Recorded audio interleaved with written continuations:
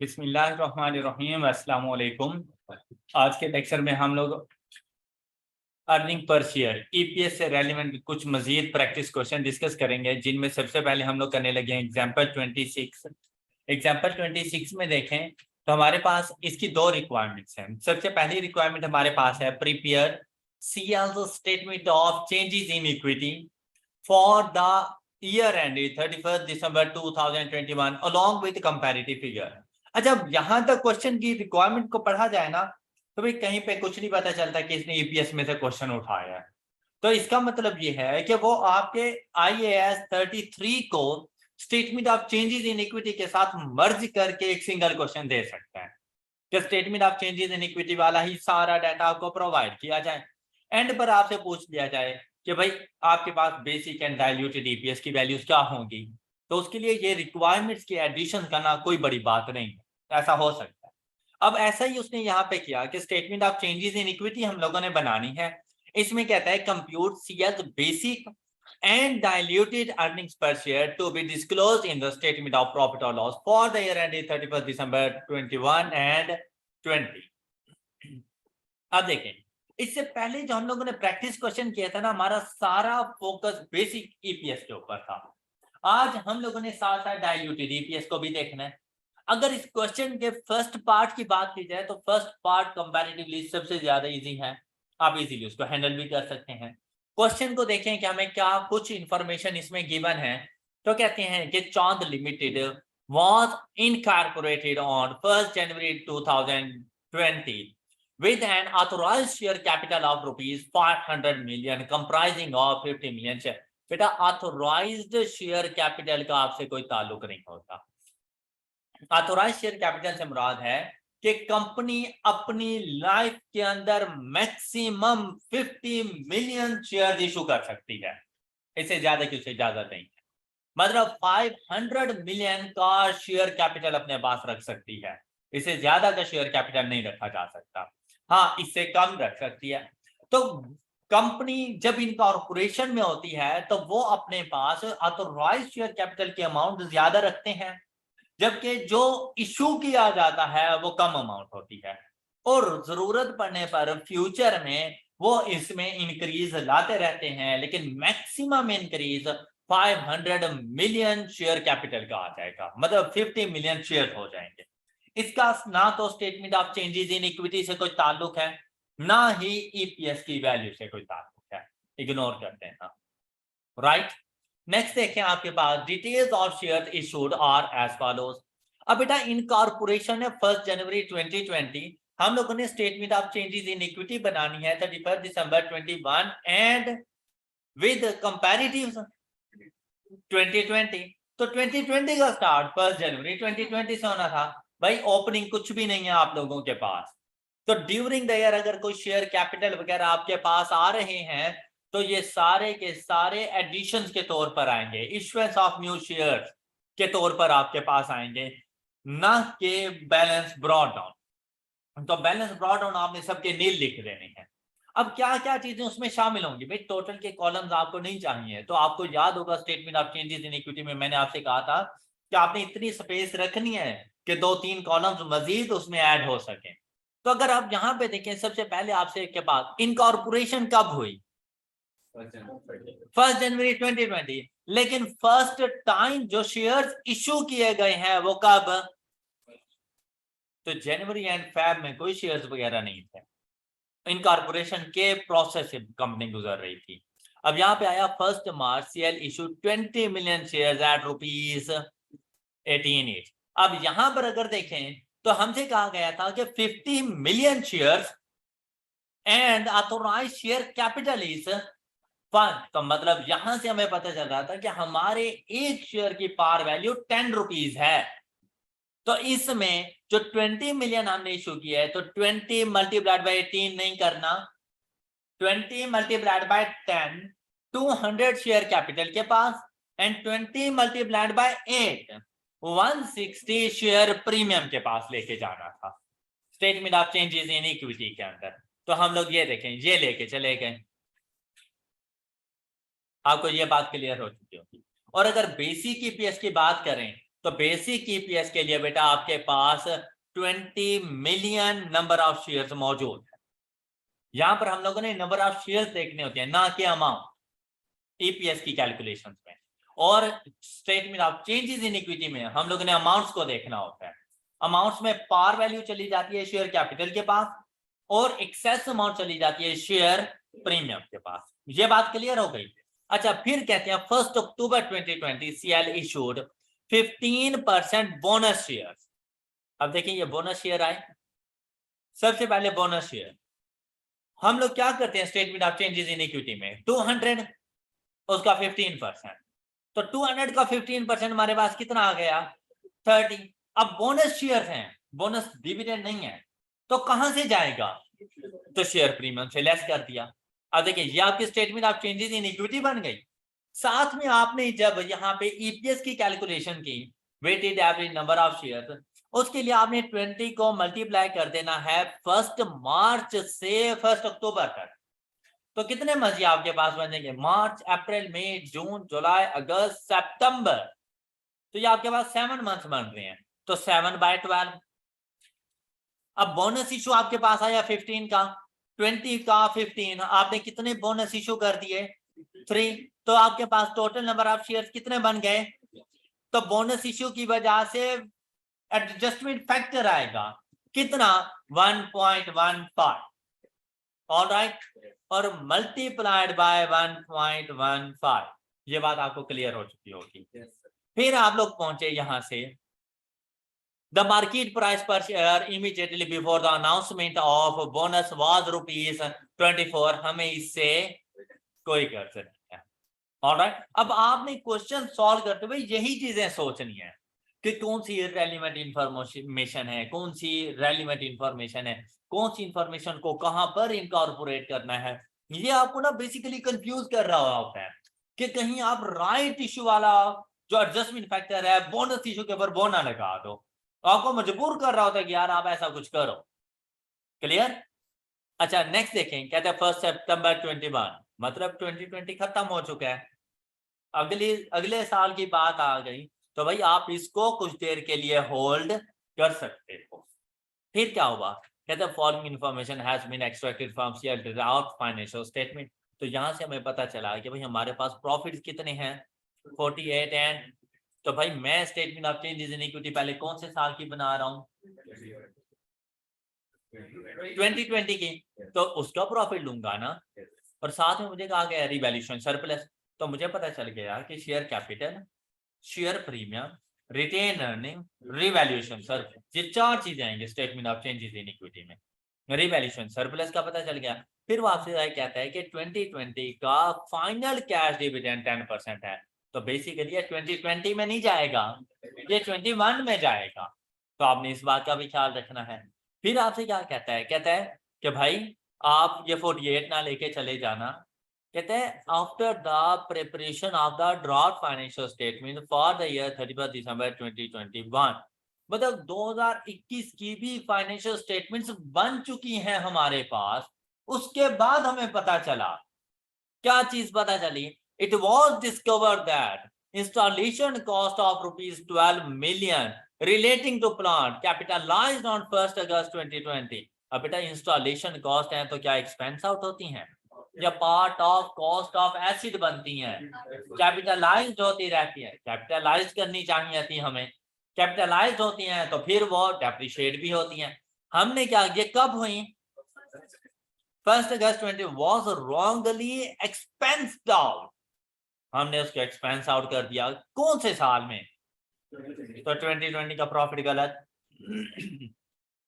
Expense out करने की वजह से प्रॉफिट अंडरस्टेट हो गया, कम हो गया, तो इस सारे को जाके पहले कैपिटलाइज करो, मतलब प्रॉफिट इंक्रीज हो गया। अब अगर प्रॉफिट इंक्रीज हुआ है 12 मिलियन से, तो बेटा इस 12 मिलियन के ऊपर डेप्रिसिएशन एक्सपेंस भी तो चार्ज करना चाहिए था।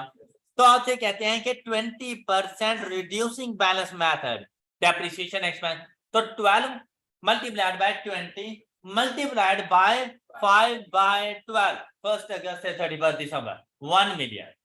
तो भाई 1 मिलियन से प्रॉफिट कम भी हो जाएगा डेप्रिसिएशन एक्सपेंस की वजह से। तो आपका रीस्टेटेड प्रॉफिट कितना आ जाएगा?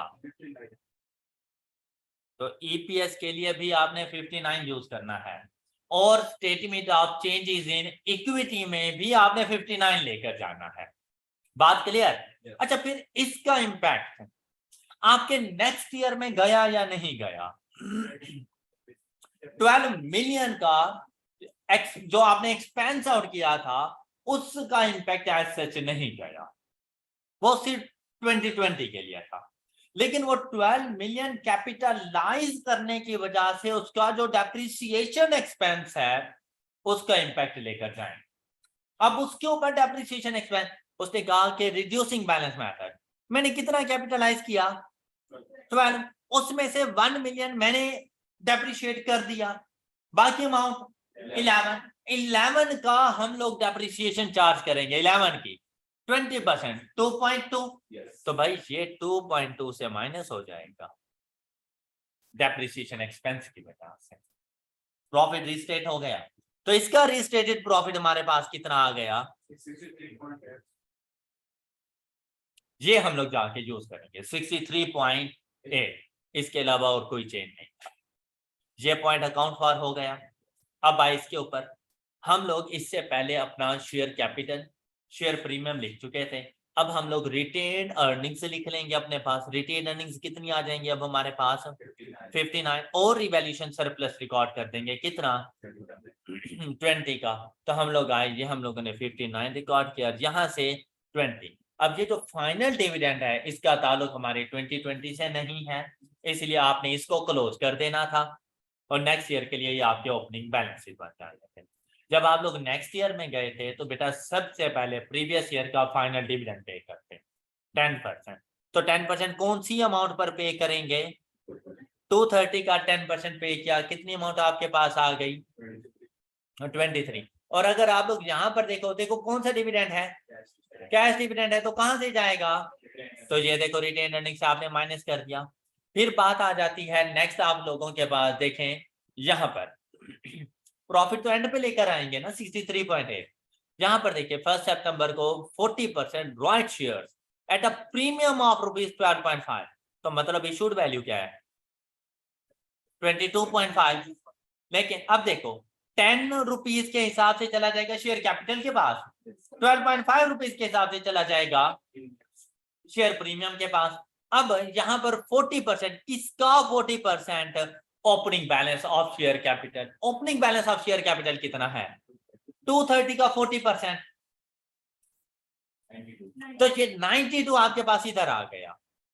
ये अमाउंट का ही आपने ले लिया था ना बेसिकली। तो 239 23 मिलियन शेयर है, तो 23 मिलियन शेयर मल्टीप्लाइड बाय 40% करें तो 9.2, मल्टीप्लाइड बाय 10 करें तो 92, फिर 9.2 multiplied by share premium amount 12.5 करें तो वो अमाउंट। क्या आपको ये बात समझ आ चुकी है सब बच्चों को? इसके बाद आप लोगों ने बेटा ये प्रॉफिट्स लिख देने थे। इससे पहले अगर आप लोग देखें तो रिवैल्यूएशन सरप्लस आया था 2020 में, रिवैल्यूएशन सरप्लस। लेकिन इसका इम्पैक्ट 2021 में इंक्रीमेंटल डेप्रिसिएशन के तौर पर आया 4 का। तो बेसिकली आपको बता रहा है कि आपने ट्रांसफर कितना करना है रिवैल्यूएशन सरप्लस से रिटेन कितना, तो ये 4 का जाके आप लोगों ने ट्रांसफर कर देना था। तो आप लोगों की statement of changes in equity complete हो चुकी है और आपको इसके फुल मार्क्स मिल चुके हैं। अब हम लोग चलते हैं बेसिक ईपीएस की तरफ, बेसिक एंड डाइल्यूटेड ईपीएस की तरफ। अब अगर यहां पर आप क्वेश्चन में देखें बेटा, हम लोग यहां तक पहुंच चुके थे 20 और साथ में हम लोगों ने 15% इसके ऊपर बोनस इशू कर दिया था। इसकी जो फ्रैक्शन बनती थी वो भी हम लोगों ने अप्लाई कर दी थी। अब ये काम हम लोगों ने किया था 1 अक्टूबर को, 1 अक्टूबर को, ऐसे ही है ना? अक्टूबर के बाद अगर आप लोग देखें तो राइट इशू, ये तो नेक्स्ट ईयर के लिए हमारे पास जा रहे थे, तो हम लोग इसको मल्टीप्लाइड बाय 5/12 कर दें तो इसके ऊपर कोई फ्रैक्शन नहीं आएगी। जरा इसकी एवरेज फाइंड करें, इसकी एवरेज फाइंड करें 13.42 और इससे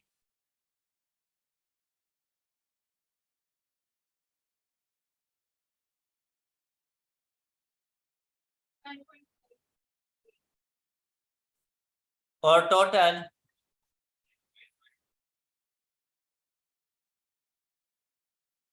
and the total is 23.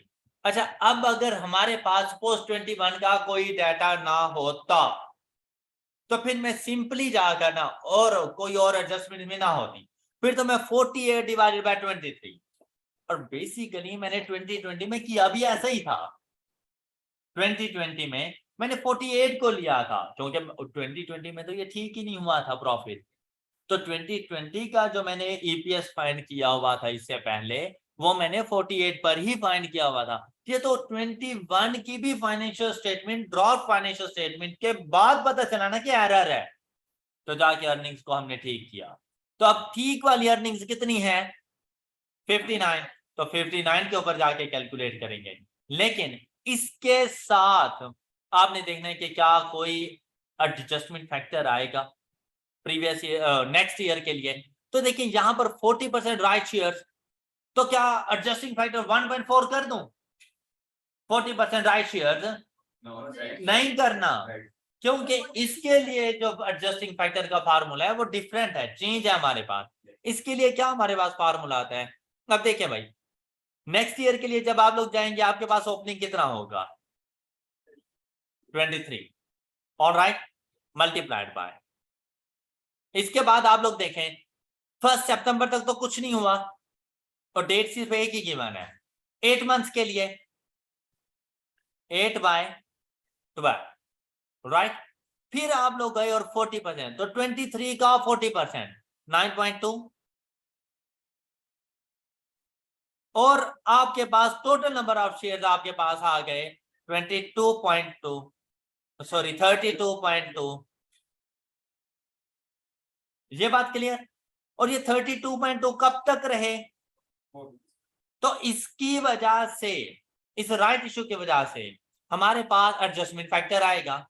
अब एडजस्टमेंट फैक्टर क्या आएगा यार? या तो आप लोग 23, 9.2 एंड 32.2 को यूज कर दो थ्योरेटिकल एक्स राइट प्राइस के लिए, या क्या है 40% है ना, तो आप 100 को मल्टीप्लाई करो मार्केट प्राइस के साथ 33, 100 के ऊपर आप कितना राइट इशू कर रहे हो? 40 को मल्टीप्लाई करो 22.5, तो 12.5 के साथ नहीं कर रहे ना, क्योंकि ये तो जस्ट प्रीमियम है। टोटल वैल्यू देखो कितने पे शो किया, तो ये हमारे पास आ जाएगा 22.5 and divided by total number of shares कितने? 140। इसके मुताबिक 100 और 40 जब लिया है तो 140। क्लियर? या तो आप लेते हैं ना 100 की जगह पे 23, 40 की जगह पे 9.2, तो डिवाइडेड बाय 32.2। क्लियर? तो थ्योरेटिकल एक्स राइट प्राइस आपके पास क्या आ गई? 30। तो आपके पास फैक्टर क्या बन जाएगा? 33/30, 1.1। ऑलराइट, अब ये 1.1 इसके साथ भी मल्टीप्लाई हो जाएगा, और ये 1.123 मल्टीप्लाइड बाय 1.1 भी हो जाएगा। प्रीवियस ईयर के weighted number of ordinary shares को रीस्टेट करेंगे। क्लियर? कहाँ? अच्छा ठीक है, नहीं 5 ही आएगा कि ये देखो ना 1 सितंबर से है, नहीं कहाँ गया ये? हाँ ठीक है ठीक है, ये फर्स्ट वाले 2 नहीं आने थे, मैंने 7 और 5 12 कर दिया था, जबकि 12 नहीं ये 10 मंथ्स बनते थे, तो ये 3। अब 3 के मुताबिक क्या वैल्यू थी? बड़ी जल्दी ख्याल आया है तुम्हें, है 5.75, टोटल अमाउंट 19.17। इतनी एफर्ट्स कराने के बाद जाके बताया है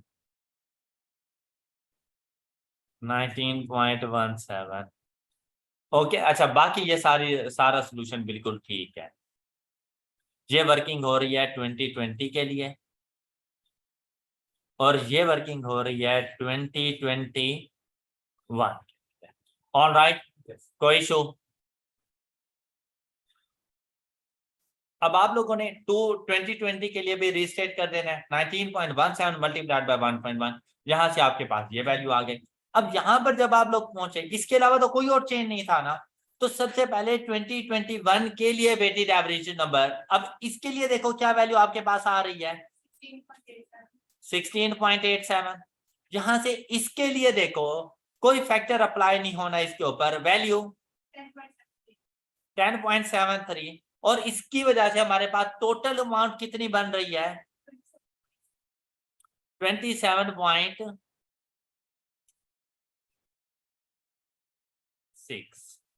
ये weighted average number of shares for 2021।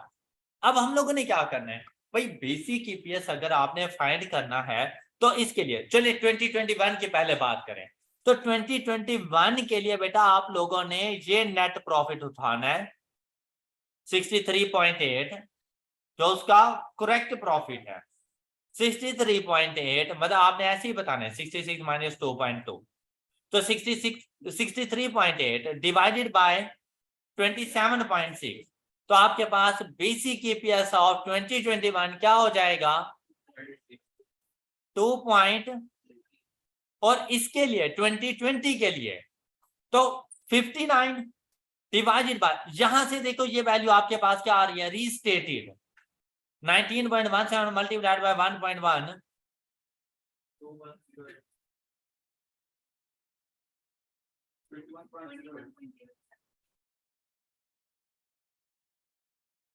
21.087। अब यहां से ये आ जाएगी 21.087। देखो यहां से आपके पास ईपीएस की वैल्यू क्या आ रही है 2.79। अच्छा अब आ जाए इधर, आपको statement of changes in equity की समझ आ गई होगी। यहां से ना बेटा उसने आपके ये प्रॉफिट्स को ठीक किया, आपको ये रीस्टेटेड प्रॉफिट्स की समझ आ गई होगी, जो कि आप लोगों ने statement of changes in equity में पुट कर दिया। अच्छा यहां पर अगर आप लोग देखें ना, उसने पहला जो बेसिक ईपीएस फाइंड किया है ना, बेसिक एंड डाइल्यूटेड, देखो किसी किस्म की कोई डाइल्यूशन थी तो बेसिक एंड, अब उसने आपसे डाइल्यूटेड पूछा था तो बेसिक और डाइल्यूटेड ईपीएस इक्वल। तो भाई जब 2020 में हम लोग मौजूद थे तब हमने तो 48 के मुताबिक कैलकुलेट किया होगा, तो इसीलिए उसने 48 लिखा है कि 48 डिवाइडेड बाय 19.17, क्योंकि बेटा 2020 में जब मौजूद है तो 21 तो शुरू ही नहीं हुआ था, तो उसको रीस्टेट करने की जरूरत नहीं थी। बेसिक हम लोग फाइंड करेंगे 2.50, बेसिक इसके मुताबिक 19.17, ये जो हम लोगों ने यहां पर फाइंड किया 48 डिवाइडेड बाय 19.17, हम लोगों ने ये ओरिजिनल जाके फाइंड करके रख दिया। अब इसमें रीस्टेटमेंट आई है तो ड्यू टू 21 की वजह से आई है ना, तो 21 को आने तो दो। तो 2020 की वर्किंग के लिए तो आपने सिर्फ ये जाके लिख दिया कि भाई 2.50। उसके बाद जब आप लोग पहुंचे इधर तो देखें basic and diluted EPS of 21, उसके लिए देखो 63.8 ये आपकी जो अर्निंग्स थी, और उसके लिए डिवाइडेड बाय आपने कर दिया 27.6, तो वैल्यू आपके पास क्या आ गई। आई होप कि आपको ये वाली बात समझ आ चुकी होगी, ये बात क्लियर है सब बच्चों को। अच्छा नेक्स्ट चलें, कहते हैं basic and diluted EPS of 2020 restated. अब इसके लिए उसने 59 जो उसका अब करेक्ट प्रॉफिट था वो उठा लिया 59, डिवाइडेड बाय उसने क्या कर दिया 21.09, और ये कैसे आया एडजस्टिंग फैक्टर मल्टीप्लाई करने की वजह से आया रीस्टेटेड ईपीएस ऑफ 2020, और ये वैल्यू आपके पास आ गई 2.79 मतलब 80, तो 2.80 आपके पास ये वैल्यू आ गई। ये बात क्लियर होगी आप बच्चों को। अब जब यहाँ पे पहुंचे आपको 27.60 की सही से समझ आ चुकी होगी, यहाँ से ये 30 और 1.1 कैसे आया एडजस्टिंग फैक्टर, ये बातें भी आपको क्लियर हो चुकी। ऑलराइट, आई होप कि आप लोगों को एग्जांपल 26 बहुत अच्छे तरीके से समझ आ चुकी होगी। इस एग्जांपल में किसी का कोई क्वेश्चन, एग्जांपल 26 में किसी का कोई क्वेश्चन।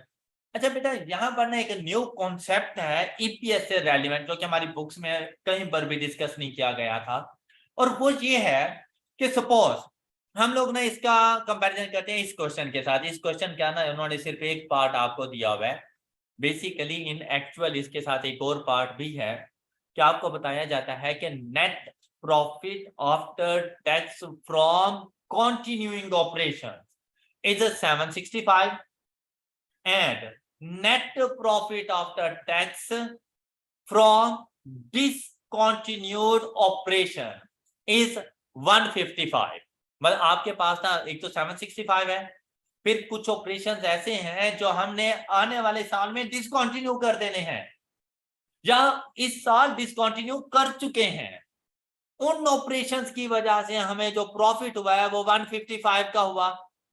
अब देखिए ये टोटल प्रॉफिट फिर हमारे पास कितना आ गया, 920। अब बेटा मेरे पास 2006 ही कंसीडर करें, 2006 का जो प्रॉफिट आफ्टर टैक्स है ना वो 920 है। क्वेश्चन को अच्छे से सुन लेना। लेकिन इस 920 के अंदर हम लोग इस साल कुछ ऐसी एक्टिविटीज परफॉर्म कर रहे थे जो इस साल में ही खत्म हो गई हैं। मतलब वो अगले साल हम वो सर्विसेज प्रोवाइड नहीं करने वाले या वो प्रोडक्ट हम लोग सेल नहीं करने वाले। तो जब वो प्रोडक्ट ही सेल करने वाले, क्या उससे कोई प्रॉफिट हमें होने वाला है?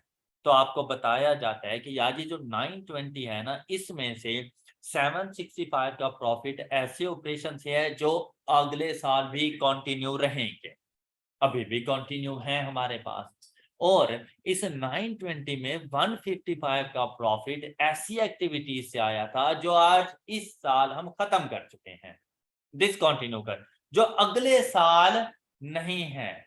तो हो सकता है अगले साल हमें प्रॉफिट 920 का ना हो, कितने का हो, 765 का। ऑलराइट, ये आपने अपने शेयर होल्डर्स को पहले से वार्निंग देनी होती है कि भाई 920 के ऊपर ना जाना। अब इसमें से डिसकंटिन्यूड ऑपरेशंस की वजह से 155 का में प्रॉफिट नहीं होने वाला। तो आपने जो बेसिक ईपीएस फाइंड करना हो, क्वेश्चन ये ट्विस्ट आ सकता है आपके एग्जाम क्वेश्चन के अंदर कि profits from continuing operation and discontinued operation. तो आपने डिसकंटिन्यूड ऑपरेशन के प्रॉफिट्स को अलग कर देना है और उसका ईपीएस भी अलग फाइंड कर देना। 155 divided by weighted average number of ordinary shares, बिल्कुल वैसे जैसे पहले फाइंड कर रही हूँ। सिर्फ फर्क कितना आता है कि जो अर्निंग्स लेनी है ना वो 920 नहीं लेनी, 155 को अलग कर देना है और जो कंटिन्यूड ऑपरेशन वाला हो 765 उसको अलग कर देना है। ओके, और 765 वाला बेसिकली आपका ईपीएस है, कंटिन्यूड ऑपरेशन वाला, वो आपके पास ईपीएस आएगा। तो इस बात का हमेशा ख्याल रखना है कि basic EPS of current year अगर आप लोगों ने कैलकुलेट करना हो तो उसके लिए प्रॉफिट्स फ्रॉम डिसकंटिन्यूड ऑपरेशन को एक्सक्लूड कर देना और उसके ईपीएस को अलग से फाइंड करना और प्रॉफिट्स फ्रॉम कंटिन्यूड ऑपरेशंस के ईपीएस को अलग से कैलकुलेट करना। तो इस क्वेश्चन में देखो कंटिन्यूड ऑपरेशन का ईपीएस तो हम लोगों ने फाइंड कर ही लिया, 765 डिवाइडेड बाय हम लोगों ने जिस तरह से इसको कैलकुलेट किया था तो ईपीएस की वैल्यू हमारे पास आ गई थी, ऐसे ही था ना। अब सिर्फ फर्क क्या था कि हम 155 डिवाइडेड बाय जो यहाँ पे वेटेड एवरेज नंबर हमारे पास आ रहे थे 765 के लिए, हमने बिल्कुल वही आगे जाके कितने आ रहे थे 15.13 नहीं 16.64 ऐसे ही था ना, तो वो जाके हम लोगों ने लिख दिया। ऑलराइट, बात समझ आ गई आप बच्चों को? तो इस ट्विस्ट के लिए जरूर याद रहना। अब हम लोग डिस्कस करेंगे एग्जाम्पल 27।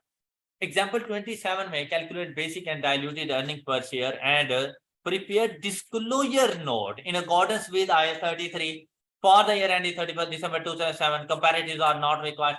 तो बेटा डिस्क्लोजर नोट्स में हम लोगों ने क्या कुछ बताना होता है? एक तो हम लोगों ने सबसे पहले तो बेसिक एंड डाइल्यूटेड ईपीएस बता दिया, फिर आपको पता है कि हमने अर्निंग्स की रिकॉन्सिलिएशन बतानी होती है और फिर हम लोगों ने वेटेड एवरेज नंबर की भी रिकॉन्सिलिएशन बतानी होती है, वेटेड एवरेज नंबर को कैसे कैलकुलेट किया, ये सारी चीजें डिस्क्लोजर नोट में चली जाएंगी। लेकिन आप ये सब्जेक्ट पहला फोकस करना है ईपीएस की कैलकुलेशंस के लिए। तो यहाँ पर देखें हमें कहा गया 31 दिसंबर 2007 और कंपैरेटिव्स नहीं बनाने हम लोगों ने। तो इसके लिए देखिए कहते हैं profit after tax earned by AAC limited during the year ending December 31, 2007 amounting to rupees 127.83 million. The weighted average number of outstanding shares was, अब देखिए यहाँ पर उसने weighted average number of shares ही हमें बता दिए हैं, हमें कैलकुलेट करने की जरूरत नहीं है। उसने खुद बता दिया। तो अगर यहीं तक क्वेश्चन हो तो बेसिक ईपीएस क्या बन रहा है 127.83 डिवाइडेड बाय 85.22। अगर पूरा अर्निंग्स में किसी किस्म की कोई एडजस्टमेंट नहीं है तो, लेकिन आपने डायरेक्ट ये लिख नहीं देना।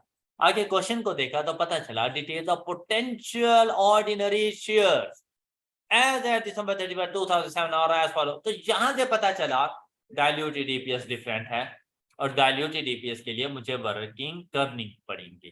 क्या चीज है, कहता है company had issued debentures which were convertible into 3 million ordinary shares। बेटा डायरेक्ट नंबर ऑफ शेयर्स ही बता दी है, मतलब डाइल्यूटेड के लिए क्या करेंगे 85.22 प्लस 3।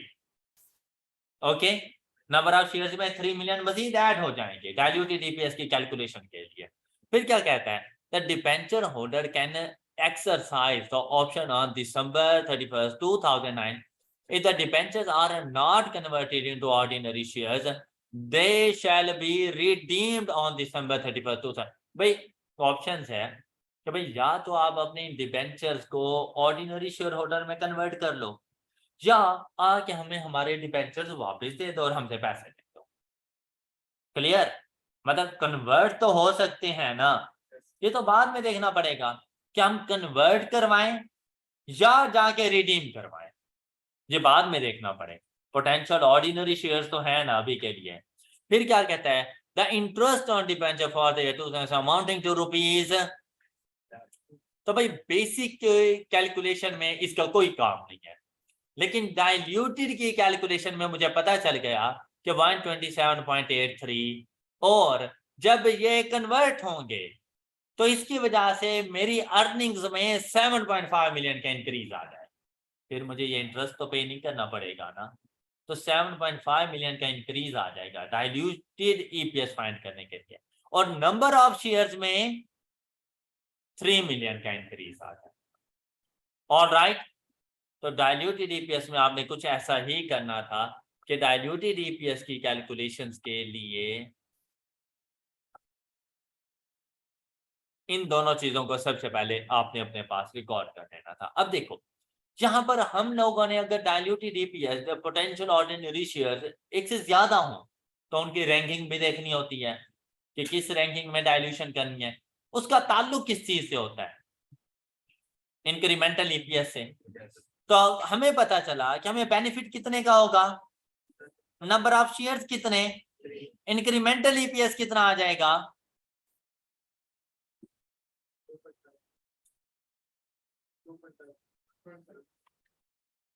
2.5।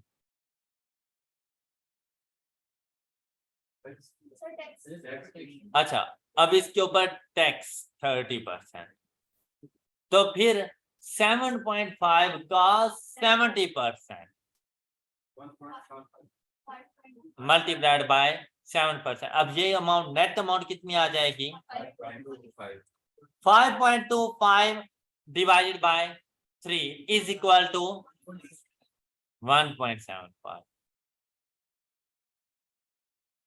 ऑलराइट, ये बेटा डिबेंचर्स हैं, डिबेंचर्स के ऊपर इंटरेस्ट होता है, इंटरेस्ट का ताल्लुक प्रॉफिट से है, तो प्रॉफिट्स में से आपने जो टैक्स है ना इसको एडजस्ट करना होता है। नेट ऑफ टैक्स आपने इंटरेस्ट इनकम लेकर आनी होती है। ऑलराइट, अब नेक्स्ट देखें प्रेफरेंस शेयर्स इशूड 2004। हम लोग कौन से साल में मौजूद हैं, तो भाई 2007 में तो प्रेफरेंस शेयर्स होंगे। Preference shares are convertible into 4 million ordinary shares. तो पता चल गया इन प्रेफरेंस शेयर्स के लिए नंबर ऑफ शेयर्स। अच्छा, बेनिफिट कितना होगा, at option of the preference shareholder the conversion option is exercisable on December 2010, the dividend paid on preference share during the 2000 amounting to rupees, तो 2.45 क्या बाद में पे करना पड़ेगा, लेकिन अभी इस प्रॉफिट में से सबसे पहले 2.45 लेस हो जाएगा। प्रेफरेंस डिविडेंड बेसिक ईपीएस की कैलकुलेशन में प्रॉफिट्स में से प्रेफरेंस डिविडेंड लेस कर देंगे। ओके, और पोटेंशियल के लिए ये बेनिफिट इसके ऊपर टैक्स नहीं आता, डिवाइडेड बाय 4 तो क्या वैल्यू आ रही है इंक्रीमेंटल ईपीएस? 61। नेक्स्ट देखें, कंपनी हैज इशूड ऑप्शंस, और ऑप्शंस के लिए बेटा हम लोगों ने पढ़ा था कि इसकी रैंकिंग फर्स्ट नंबर पर है डाइल्यूशन के लिए। क्यों? क्योंकि इसके ऊपर किसी किस्म की इंक्रीमेंटल अर्निंग्स नहीं हो रही होती। अब देखें ऑप्शंस के लिए क्या था, carrying the right to acquire 1.5 million ordinary share. अब देखिए भाई यहां पर जीरो आ जाएगा कि अर्निंग में कोई बेनिफिट नहीं होने वाला, लेकिन बेटा यहां पर 1.5 नहीं आएगा। ऑप्शंस के लिए आप लोगों ने देखने होते हैं free number of share, free number of share, क्योंकि बाकी शेयर्स को आप ऐसे ट्रीट करते हो जैसे issuance at full market value.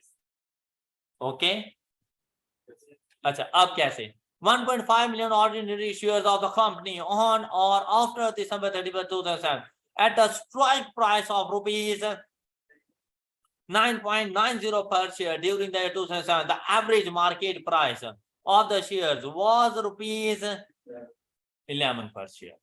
हाँ जी, अब इसके लिए देखें फार्मूला क्या होता था हमारे पास, number of share issued multiplied by market price minus issued price divided by market price. 0 point बेटा ये नंबर ऑफ शेयर्स हैं जो हम लोग इशू करेंगे। तो मेरे पास इंक्रीमेंटल ईपीएस ने, ऑल राइट। इसको फाइंड करने का एक और मेथड भी था, वो क्या था, 1.5 मल्टीप्लाइड बाय 9.9। तो हम लोगों ने कितनी अमाउंट रिसीव की, 13.5 या हाँ ऐसे ही है ना, हाँ 13.99 है, 14 पॉइंट डिवाइडेड बाय 11, तो ये आंसर आ रहा है 13 पॉइंट नहीं 1.35। तो 1.5 में से 1.35 की पैसे आ चुके हैं, तो रिमेनिंग वो फ्री में है और वो रिमेनिंग यहां पर आ। ओके, अब बेसिक का पता चल गया कि भाई बेसिक में सिर्फ 127.83 माइनस 2.45 क्या वैल्यू आ गई, 125.38 डिवाइडेड बाय 85.22, तो 1.47 आपके पास ईपीएस की वैल्यू आ गई, बेसिक ईपीएस की वैल्यू 1.47। तो यहां से पता चला कि भाई ये जो डिबेंचर्स है ना ये एंटी डाइल्यूटिव है। क्यों? Incremental EPS is greater than basic EPS, ये तो है ही एंटी डाइल्यूटिव, मतलब ये रिडीम हो जाएंगे, तो इनको डाइल्यूटेड ईपीएस की कैलकुलेशन में नहीं लेकर आता। ये बात समझ आ गई। बाकी जो दो ऑप्शन बचे उनमें से सबसे पहले इसने आना है और दूसरे नंबर पर प्रेफरेंस शेयर्स ने आना है। अब हम लोग क्या करेंगे, आपको बेसिक ईपीएस समझ आ गया होगा। अब हम लोगों ने क्या करना है भाई, हम लोग आए, हमारे पास बेसिक ईपीएस के लिए ये अर्निंग्स थी, ये उसके शेयर्स, ये वैल्यू, फिर हम लोगों ने ऑप्शंस, ये हमारे पास आ गया 0.15 का इंक्रीज, तो ये शेयर्स हो गए और हमारे पास वैल्यू आ गई ये बात। फिर हम लोगों ने जब प्रेफरेंस शेयर्स किया, प्रेफरेंस शेयर्स में इंक्रीज 4, प्रेफरेंस शेयर्स की वजह से ऑर्डिनरी शेयर्स में इंक्रीज 4 मिलियन का, और अर्निंग्स 2.45, तो इसकी वजह से देखिए हमारे पास ईपीएस की वैल्यू क्या आ गई, तो आपने ईपीएस ऐसे फाइंड कर, डाइल्यूटेड ईपीएस 1.430 हमारे पास डाइल्यूटेड ईपीएस की वैल्यू है। बात क्लियर सब बच्चों को, कोई इशू? शॉप, अब ये रैंकिंग की भी आप लोगों को समझ आ चुकी होगी यहाँ से। और उसके बाद उन्होंने आपसे डिस्क्लोजर नोट पूछे थे, तो आपने सबसे पहले अर्निंग्स के पास जाना था कि हमारे पास अर्निंग आ रही है इतनी, प्रेफरेंस शेयर डिविडेंड की वजह से ये, तो बेसिक ईपीएस की कैलकुलेशन में ये अर्निंग यूज करेंगे। और फिर जब डाइल्यूटेड के लिए हम लोग जाएंगे ना, तो भाई ये basic effect of conversion of preference share, तो उसकी वजह से देखो मेरे प्रॉफिट में कितना इंक्रीज आ रहा है, तो ये 2.45 आपने यहाँ पे दोबारा ऐड कर देना है। और डाइल्यूटेड ईपीएस के लिए भी आपने ये वाली अर्निंग यूज कर, ये आपने इस तरह से बता देना था। फिर weighted average number of shares के लिए ये थे, उसमें ऐड किए फ्री शेयर्स ऑप्शन 0.15 और ऐड किए कन्वर्जन ऑफ प्रेफरेंस शेयर्स। तो हम लोगों ने डाइल्यूटेड ईपीएस के लिए कौन से शेयर्स लिए, 89.37। तो यहाँ पर देखो ये 89.37 ही हम लोगों ने लिए हुए हैं, जबकि बेसिक के लिए कितने लिए थे। तो भाई यही डिफरेंस आपने ये दो बातें बतानी होती हैं। ऑलराइट, आई होप कि अब आप लोग ये डिस्क्लोजर नोट्स भी अच्छे तरीके से एक्सप्लेन करके दे सकते हैं। ईपीएस का हमारा ये लास्ट क्वेश्चन है एग्जांपल 28, और इसकी रिक्वायरमेंट देखें। कहते हैं compute basic and diluted earning per share to be disclose in PTL's financial statement for the year ended 30 June 21 and 22. Show comparative figures. अच्छा, 21 एंड 22 के लिए हमने बेसिक एंड डाइल्यूटेड ईपीएस की जस्ट वैल्यू जाकर बता दी है, कोई डिस्क्लोजर नोट्स वगैरह हम लोगों ने नहीं बताने। अब अगर यहाँ पर इस क्वेश्चन को देखें तो देखो भाई कहते हैं PTL was incorporated on 1st July 2020. Following information has been extracted from its for the year ended 30 June 2020. तो 21 के लिए प्रॉफिट बता दिया, रिवैल्यूएशन सरप्लस बता दिया और आपको टोटल कॉम्प्रिहेंसिव इनकम बता दी। फिर यहाँ पे आए कहते हैं details of shares and bonuses issued by PTL since incorporation are as follows. 1st July 2020 और इनकॉर्पोरेशन कब हुई, 1st जुलाई 2020 को ही इनकॉर्पोरेशन हुई। हम लोगों ने जो ईपीएस बताना है वो कौन कौन से ईयर के लिए बताना है, 21 एंड 22। तो 21 बेसिकली फर्स्ट ईयर ही है, जो ईयर फर्स्ट जो कंपनी 1 जुलाई 2020 को इनकॉर्पोरेट हो रही है उसका पहला साल 30 जून 21 को एंड हो रहा है और दूसरा 30 जून 22 को। तो फर्स्ट 2 इयर्स के लिए हम लोगों ने वर्किंग करनी है। तो 21 का कंपैरेटिव हमारे पास नहीं है। क्लियर। अच्छा अब देखें हमारे पास कहते हैं 50 million ordinary shares having par value of 10 each were issued at ₹14। तो बेटा अगर statement of changes in equity होती तो 50 into 10 is equal to 500 share capital को, and 50 into 4 is equal to 200 वो शेयर प्रीमियम को चार्ज कर देता। लेकिन यहां पर ना मुझे सिर्फ गर्ज है 50 मिलियन से, और ये कब से अवेलेबल है, फर्स्ट डे। क्लियर। उसके बाद कहते हैं 1 जुलाई 2020 आपके पास 10 मिलियन 12% रिडीमेबल प्रेफरेंस शेयर। भाई रिडीमेबल प्रेफरेंस शेयर्स हैं तो क्या इक्विटी में प्रेफरेंस शेयर कैपिटल के तौर पे लिखे जाएंगे, नहीं लिखे जाएंगे। क्यों, लायबिलिटी है, लायबिलिटी है तो लायबिलिटी में लिखे जाएंगे। क्लियर, इक्विटी का पार्ट नहीं बनेंगे। अच्छा फिर कहते हैं shares having par value of ₹50। अब 50 रुपए का ये एक शेयर है हमारे पास, each were issued at ₹64 each. Each preference share is convertible into 3 ordinary shares after। यहां से पता चल गया है कि भाई ये मेरे पास पोटेंशियल ऑर्डिनरी शेयर्स हैं और डाइल्यूटेड ईपीएस की कैलकुलेशन में यूज होंगे। ये बात क्लियर। अच्छा अब मुझे बताएं क्या इसका इनसे कोई ताल्लुक है, लेकिन क्या इसका इससे कोई ताल्लुक है, यस ओके इससे ताल्लुक है। अब देखिए यहां पर 12% इसके ऊपर इंटरेस्ट, तो 50 मल्टीप्लाइड बाय 10 500 मिलियन, 500 मिलियन के मेरे पास प्रेफरेंस शेयर्स हैं। 500 मिलियन मल्टीप्लाइड बाय 12 60 मिलियन मैंने उसके ऊपर इंटरेस्ट पे करना था। क्लियर। तो वो 60 मिलियन इंटरेस्ट ये सबसे पहले इनको दिया जाएगा। तो ये 60 मिलियन हमारे पास बेसिकली 210 में से माइनस कर देंगे 60। क्या आपको ये बात समझ आ गई है? और यहां से भी माइनस कर देंगे 60। अच्छा, यहाँ पर बात ये नहीं की गई कि आपके पास ये कन्वर्टेबल है, सॉरी कैमुलेटिव है या नॉन कैमुलेटिव है, लेकिन इसके ऊपर इंटरेस्ट वगैरह पे करना होगा। अच्छा, इसका इंटरेस्ट क्या प्रॉफिट में एडजस्ट हो नहीं चुका? रिडीमेबल प्रेफरेंस शेयर्स के ऊपर जो लायबिलिटी है ना, तो क्या यहाँ से लेस मुझे करना चाहिए था? नहीं कर, अगर ये इररिडीमेबल होते तो लेस करते हैं, तो यहाँ पर लेस करने की जरूरत नहीं है। डन, ये बात क्लियर? बॉन्ड रेट, हाँ। अब अगर मैं जाऊंगा ना इसके लिए डाइल्यूटेड ईपीएस की कैलकुलेशन के लिए, तब ये बड़े काम की चीज है। किस तरह से? पहले इसके ऊपर टैक्स देख लो, टैक्स क्या हम लोग पे कर रहे हैं, टैक्स की अमाउंट कहीं पे बताई हमें? अच्छा, नहीं बताई। तो मुझे कितने का बेनिफिट हो जाना है? 60 का बेनिफिट हो जाना है। 60 का बेनिफिट होना है। नंबर ऑफ ऑर्डिनरी शेयर्स कितने बनेंगे? कहते हैं each preference shares is convertible into, तो मेरे पास कितने हैं? तो जब एक शेयर 3 में जा रहा है तो 10 मिलियन कितने में चले जाएंगे? 30।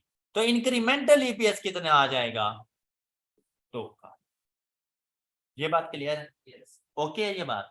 ये उस टाइम पर आप लोगों ने वर्किंग करनी है जब आपके पास पोटेंशियल ऑर्डिनरी शेयर्स हो, तब आप लोगों ने इंक्रीमेंटल ईपीएस फाइंड करना है, और वो भी उस टाइम पे करना है जब मल्टीपल पोटेंशियल ऑर्डिनरी शेयर्स है।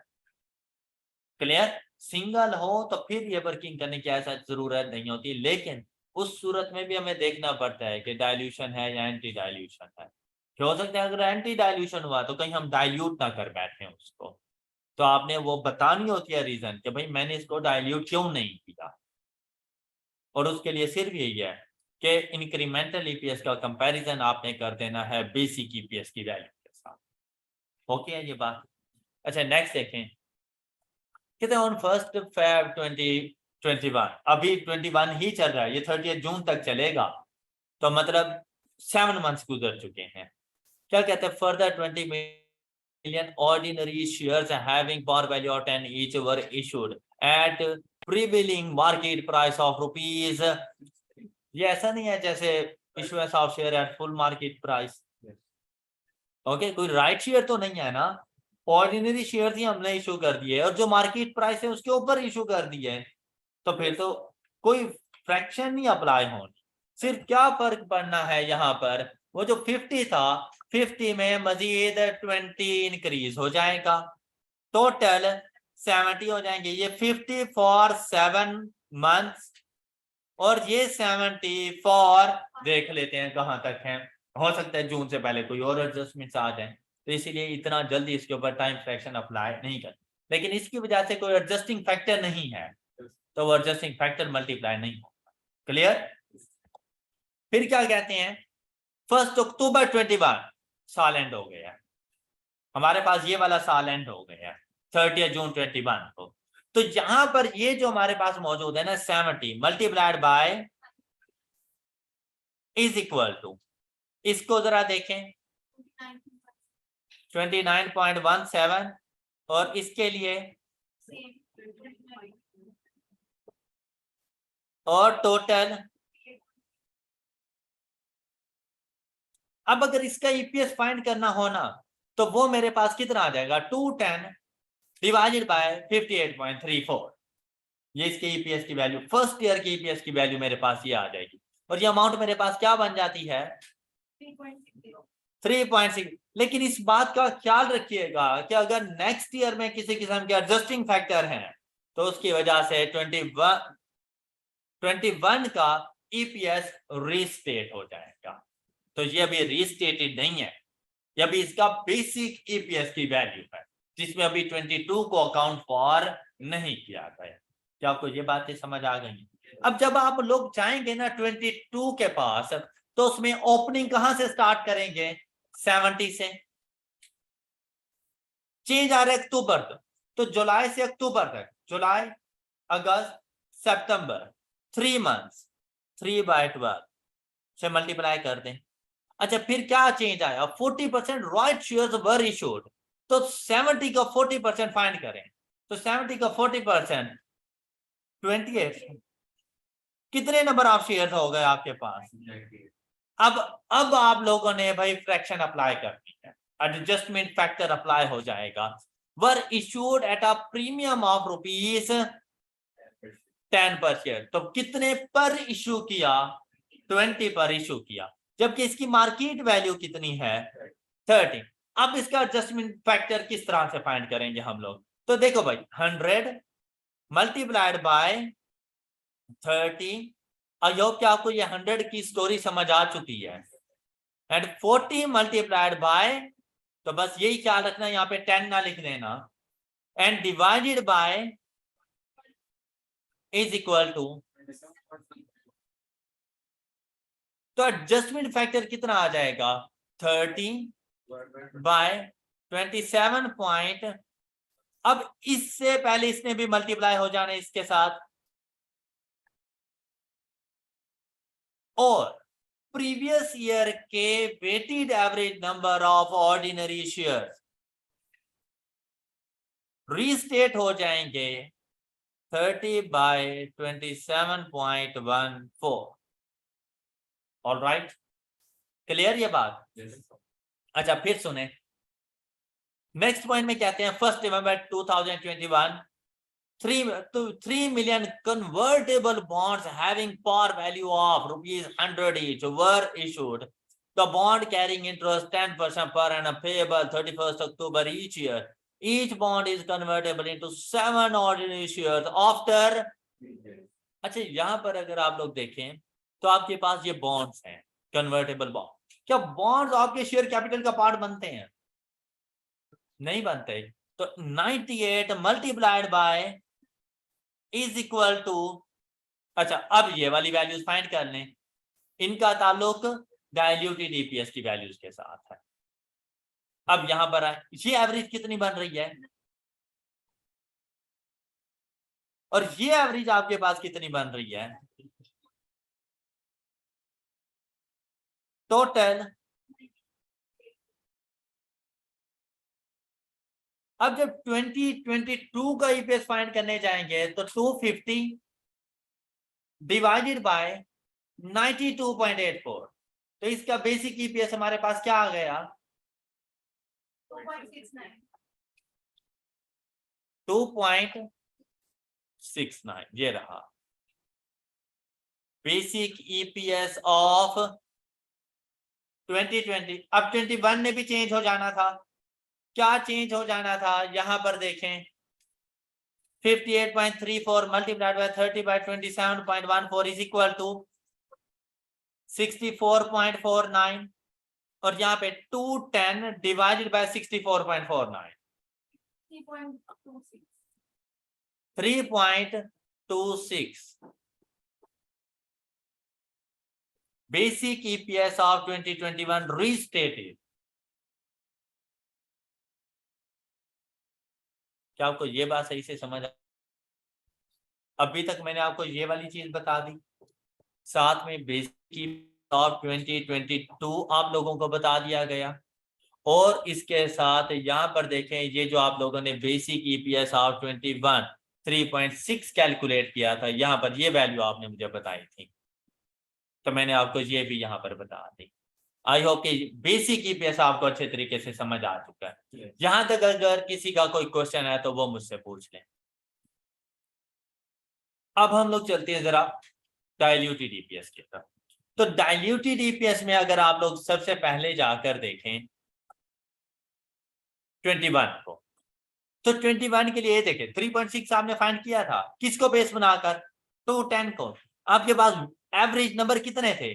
58.34।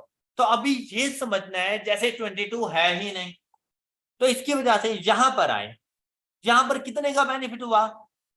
21 में। तो सिर्फ यही एक ही ऑप्शन था, क्योंकि वो जो बाद वाले डिबेंचर्स हमारे पास आ रहे हैं, बॉन्ड्स आ रहे हैं बेटा, वो तो आ ही 22 में रहे हैं, 21 में तो है ही नहीं, तो उनको नहीं लेकर आना अभी। तो सिर्फ एक ही ऑप्शन है, लेकिन इसका ये वाली वर्किंग जरूर करनी है। यहां से मुझे पता चला डाइल्यूट हो जाएंगे, क्यों? क्योंकि basic EPS is less than, sorry, incremental EPS is less than basic EPS, dilute हो जाएंगे। अब क्या करेंगे डाइल्यूटेड के लिए, 210 plus 60 270 divided by 58.34 plus 30। Okay, तो डाइल्यूटेड ईपीएस की वैल्यू क्या आ जाएगी आपके पास, ये देखिए हमने कुछ इस तरह से किया। सेम यही चीज आप लोगों ने यहां पे लिखनी है। ये फिर देखना है डाइल्यूशन की वजह से अर्निंग में कितना इंक्रीज है और डाइल्यूशन की वजह से नंबर ऑफ शेयर्स में कितना इंक्रीज है। आपके पास डाइल्यूटेड ईपीएस आ गया और ये डाइल्यूटेड ईपीएस में अभी 2022 की एडजस्टमेंट शामिल नहीं है। 2022 का जब डाइल्यूटेड ईपीएस फाइंड करेंगे तो उसको बेस बनाकर 21 को रीस्टेट कर देंगे हम लोग।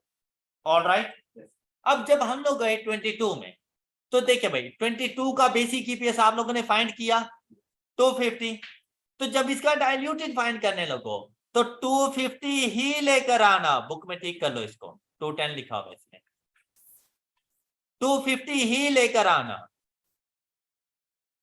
और ये जो नंबर ऑफ शेयर्स थे आपके पास, यही नंबर ऑफ शेयर्स आपने इधर लेकर आने हैं। तो 58.34 को ठीक कर लें 92.84, राइट। तो बेटा आप लोगों ने अपने कॉन्सेप्ट्स के ऊपर रहना है। बुक्स के अंदर प्रिंटिंग मिस्टेक्स वगैरह या कुछ किस्म के एरर्स हो सकते हैं, तो आप ये मत सोचने लग जाना कि ये इसने पता नहीं कैसे कर दिया। तो आप अगर अपने ही सोल्यूशन के ऊपर रहो तो बिल्कुल सही सी आप कैलकुलेशंस कर लेंगे। तो यहाँ पर आना था 250। देखें आपने यही रूल याद रखना है कि बेसिक ईपीएस का सेम फार्मूला डाइल्यूटेड ईपीएस पे अप्लाई हो जाता है। तो जो बेसिक ईपीएस का फार्मूला है वो डाइल्यूटेड के लिए लिखो, फिर चेंज लेकर आओ। अब चेंज में सबसे पहला चेंज आ रहा था वही 60 वाला, वो जो आपने 21 के अंदर जो आपके पास मौजूद है डिबेंचर्स, उसके इंटरेस्ट का चेंज आ रहा था 60, और इसकी वजह से आपके शेयर्स में कितने का इंक्रीज आ रहा था, आपने ये इंक्रीज कर दिया। क्लियर। फिर आप लोग सेकंड ऑप्शन पे पहुंचे, यहां पर ये सेकंड ऑप्शन। अब सेकंड ऑप्शन को वैसे अगर आप लोग देखें ना तो आप देखें कि आपसे कहा गया 1 नवंबर 2021, 1 नवंबर 3 million convertible bonds having par value of rupees 100 each। तो बेसिकली 300 मिलियन के मेरे पास बॉन्ड्स मौजूद हैं। 300 मिलियन वालों को मैंने इंटरेस्ट कितना पे करना है पर ईयर, 10%। तो कितना इंटरेस्ट पे कर दूंगा, 300 multiplied by and multiplied by, बेटा क्या पूरे साल के लिए पे करूंगा। देखो 1 नवंबर 21, 1 नवंबर से 30 जून 22, 8 मंथ्स के लिए 8/12, राइट। तो इंटरेस्ट की अमाउंट हमारे पास कितनी आ जाएगी 30 और ये हमारे पास 20। तो भाई आपको बेनिफिट 20 का होना है, 30 का नहीं होना। यहाँ पर एक मिस्टेक बच्चे ने ये करनी होती है, डेट को जरूर देख लेना। भाई देखें आप कन्वर्ट इसको करें तो किस दिन कन्वर्ट कर रही हैं, 30th October. Each bond is converted in 7 ordinary share after 3 years. तो भाई 30th अक्टूबर तक होगा, तो अक्टूबर तक का इंटरेस्ट तो मैं दूंगा ना। अक्टूबर के बाद की बचत हो रही है 8 मंथ्स की, तो 8 मंथ्स का इंटरेस्ट 20 मिलियन की बचत हो रही है। तो इंक्रीमेंटल अर्निंग 20 मिलियन की है। अब अगर यहाँ पे टैक्स भी होता तो इसके ऊपर टैक्स भी अप्लाई करना था, लेकिन अभी के लिए क्या 20 मिलियन अर्निंग्स में इजाफा हो जाएगा, 30 नहीं करना। और आपको पता चल गया होगा 30 क्यों नहीं करना। टाइम फ्रैक्शन जरूर लेकर आनी है आप लोगों ने। अच्छा फिर इसके साथ नंबर ऑफ शेयर कहते हैं each bond is convertible into 7 ordinary shares. आपके पास कितने हैं 3 मिलियन, तो 3 इंटू 7 21 मिलियन। हाँ जी, और आपके पास इंक्रीमेंटल ईपीएस आ जाता है, और हाँ 21 के ऊपर भी आप लोगों ने टाइम फ्रैक्शन लगाना है 21। अच्छा क्या वैल्यू आपके पास आ जाएगी 21 इंटू वेटेड एवरेज है ना, weighted average number of share है आपके पास। तो इस वजह से 21 मल्टीप्लाइड बाय 8/12 14, तो 14 मिलियन नंबर ऑफ शेयर्स आपके पास आएंगे वेटेड एवरेज। बेटा वेटेड एवरेज में जाकर वेटेड एवरेज ही ऐड करना। तो आपने इसके साथ भी टाइम फ्रैक्शन लगानी है 21 मल्टीप्लाइड बाय 9/12 सॉरी 8/12 तो आंसर 14। अब यहां पर आपके पास इंक्रीमेंटल ईपीएस आ जाता है 1.43। बेसिक क्या था आपके पास, इससे ज्यादा ही था, डाइल्यूशन की तरफ चला जाएगा। ये 1.43 था और यहां पर ये 22 की वर्किंग कर रही है, तो 22 का बेसिक देखें 2.69 था, ये 1.43 है, तो डाइल्यूशन की तरफ इसने भी चले जाना है। लेकिन पहले डाइल्यूशन की तरफ कौन जाएगा, ये कन्वर्टेबल बॉन्ड 1.43, क्योंकि उसके ऊपर कितना था 2 का। ऑल राइट, अब यहां पे देखें, जब इधर इसको इसके लिए हम लोग गए 1 जुलाई to 31 दिसंबर कन्वर्टेबल, ये देखो ये 1.43 की आपको समझ आ गई 1.43। अब यहां पर देखिए डाइल्यूटेड ईपीएस कन्वर्टेबल बॉन्ड्स उसके लिए कहता है कि भाई 250 वैसे ही उसके पास पहले से मौजूद था, जो अर्निंग्स उसकी एक्चुअल आ रही थी, ये 250 जो मैंने यहां पे आके लिखी। अब देखो दोनों ही डाइल्यूटिव थे, तो 250 में उसके 20 भी ऐड कर दिया, 60 भी ऐड कर दिया, 92.84 प्लस 14 एंड प्लस 30, तो उसके बाद डाइल्यूटेड ईपीएस कितना आ गया 2.41। ऑल राइट, ये एरर आप लोगों ने जरूर ठीक कर लेनी है। अच्छा, अब यहां पर अगर आप लोग देखें डाइल्यूटेड ईपीएस रिस्टेटेड, अब 210 ही रखो, 60 ही रखो, यहां पर आप लोगों ने देखें क्या अमाउंट लिखी थी पहले 58.34 multiplied by factor adjustment factor, और वो कितना था 1.1 नहीं 30/27.14, तो ये वैल्यू क्या आ गई 64.49, 64.49 प्लस 30, तो 94.49, तो ये 94.49 के साथ जाके कैलकुलेट करेंगे तो restated diluted EPS of 2021 is 2.86। All right, समझ आ गई सब बच्चों को? गुड। यहाँ पर उसने बेटा ये अलग अलग करके आपको दे दिया है कि अगर मैं कन्वर्टेबल बॉन्ड्स की तरफ पहले जाऊं, तो देखो पहले कन्वर्टेबल बॉन्ड्स ही हो रहे थे ना, क्योंकि इनके जो इंक्रीमेंटल ईपीएस की वैल्यू थी वो कम थी, तो कन्वर्टेबल बॉन्ड्स की तरफ गया। तो उसने आपको बताया है कि अगर मैं सिर्फ कन्वर्टेबल बॉन्ड्स की तरफ जाता हूं तो 250 प्लस 20 डिवाइड बाय 92 प्लस 14, तो 2.53, तो 2.53 इसका डाइल्यूटेड ईपीएस आ जाता है। लेकिन जो मेरे पास डिबेंचर्स मौजूद थे उनका इंक्रीमेंटल ईपीएस अभी भी 2 है, कम है, उन्होंने भी कन्वर्ट हो जाना है। तो फिर उसने कहा है कि अगर दोनों को कन्वर्ट करता हूं तो फिर ये चेंज आ जाएगा 250 प्लस 20 प्लस 60 डिवाइडेड बाय 92.84 14 30, तो वैल्यू क्या आ जाएगी, तो ये 2.41 ही उसने हमें यहां पर बता दिया था। ऑल राइट बेटा, हमारा अर्निंग पर शेयर का टॉपिक कंप्लीट हो चुका है। आई होप कि आप सब बच्चों को बहुत अच्छे तरीके से समझ आ चुकी होगी। नेक्स्ट लेक्चर में इंशाल्लाह हम लोग न्यू टॉपिक स्टार्ट करेंगे। That's all for today. अपना बहुत सा ख्याल रखिएगा। अल्लाह हाफिज।